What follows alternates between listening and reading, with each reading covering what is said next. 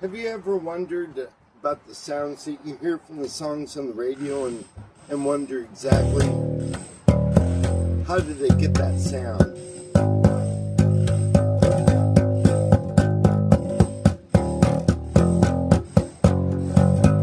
This is my new toy right over here. It's necessary for the business bass. Have a bass like this. I'll tell you a story of how I got this bass before I go into the mechanics of it, right? So I was watching this channel, and it's Ellen Plays Bass, and she walks into the workstation, and her dad asks her to open up this black case that's sitting on top of the desk, and she opens it up and plays a few notes of it. And I just fell in love with the sound that I was hearing. It was like, it was things that I've heard before, you know. John Entwistle uses it in The Who. Pink Floyd uses it with Roger Waters on bass, of course. Also, Luther Vandross.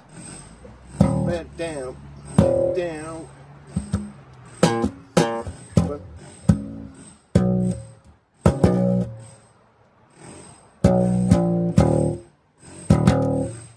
think that's the song. So I just looked at myself and I determined that I was worthy enough to get one because I needed to be industry standard. Basically, to be industry standard, you're going to need a P bass, the Fender Precision bass. This is from 1989, and these are the switch positions right over here. This is all the way up on the switch. Now we're going to go to the mid-range of the switch. So it's a little bit different sound, right? And now we're going to go to the end. We're going to push it the switch all the way down.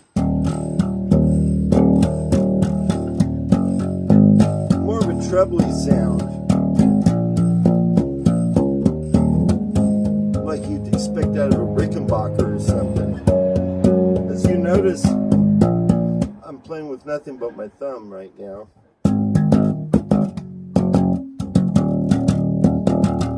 Makes it really easy to do on the bass. Okay, so now we're going to turn the switch all the way back up, and we're going to push this plastic button in. Hope you can see that. That's in between the volume knob and the bass and treble knob. We're going to push that in, and we're going to see how this sounds. So the switch all the way up. Really meaty.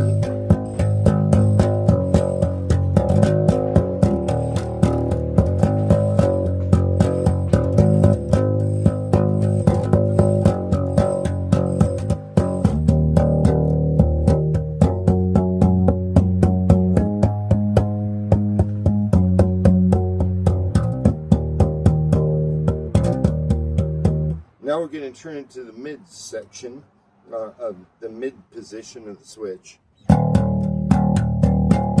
Ooh, that's even more bassy.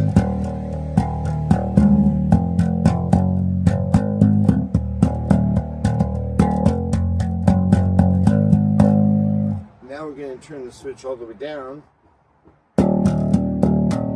This is a little more trebly. Can you hear that? These are the 6 sounds that I got out of this one bass. It's pretty amazing.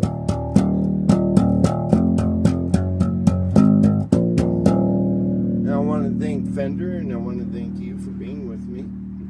And I want to thank Ellen Plays Bass for opening up that case and just playing those few notes. It's exactly what I did when I went into the guitar showcase, and I got a free hard shell case for it too, which is really dreamy, and I'm really happy with it. So I had to step it up because I looked at myself and I decided that I deserved it, and that's the bottom line, you know. If I'm going to waste all this money on everything else, why not get myself studio industry standard precision bass by Fender? Nice tone to it, doesn't it? Here it sounds a little more muddy. You can kind of get away with it with the treble, but it's still a little muddy. That's pretty good. I'm saying, like, if I was going to do a fifth all the way down over here in E flat and D flat, right?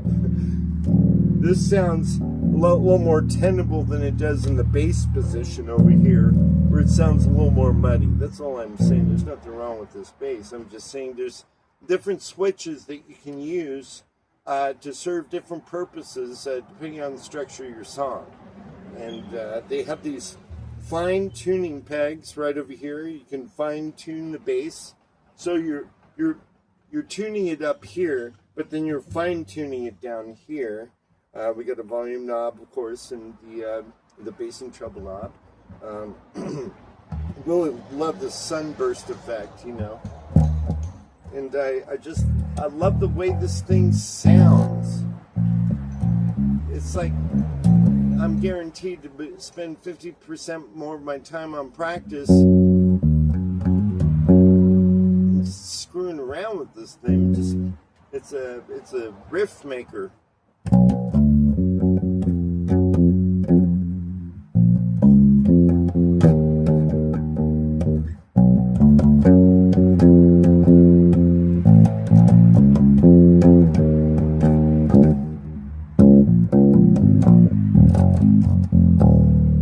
Has a real deep sound. It gets way up there in the acute category. So this is the acute category, and this is the grave.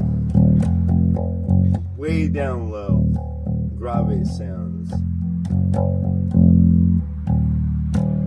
So I love it. I just love all the recordings that I've heard over the years with the people using these this P bass. And I discovered that all this history kind of hit at me at once when Ellen, all she had to do was play 3 notes of this P bass, and it brought back memories of all of our favorite hits, and not necessarily rock songs either. You know, some of them are pop songs, but they're popping.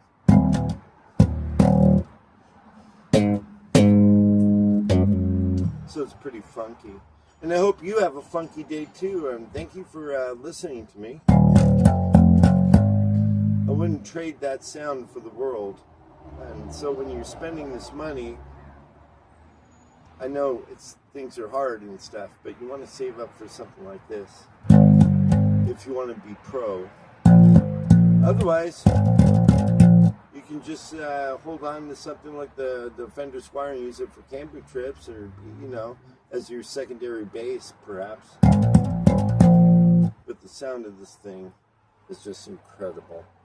Oh, and this is the switch all the way down with the plastic button in.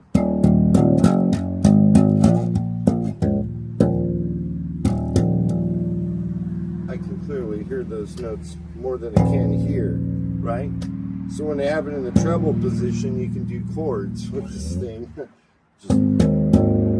It's just incredible. And it was made in the USA in 1989. I don't know if you can see that here. I'll bring it up to you.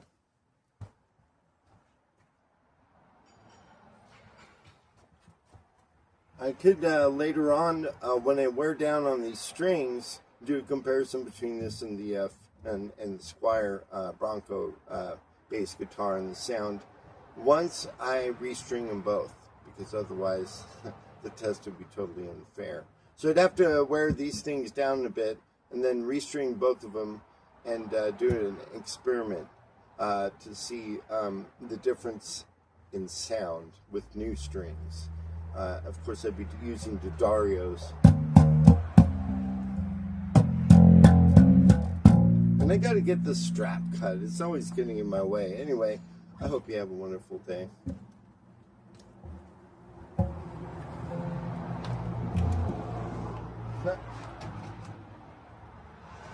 It's a little goofy.